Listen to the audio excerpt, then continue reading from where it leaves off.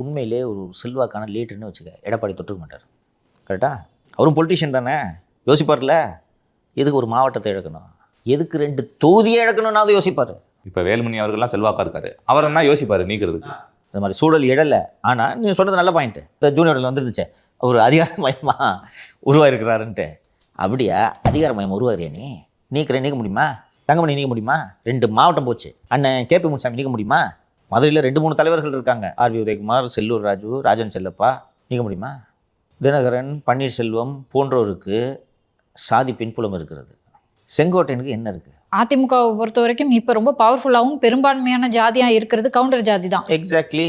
அப்போ அந்த கவுண்டர் ஜாதியை வீக் பண்ணுறதுக்காக நீ கட்சியை உடைக்கிறியா?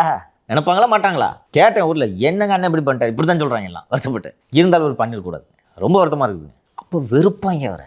ஸோ இதெல்லாம் தெரிஞ்சு தான் ஒரு ஆளை நீக்கிறீங்கப்பா.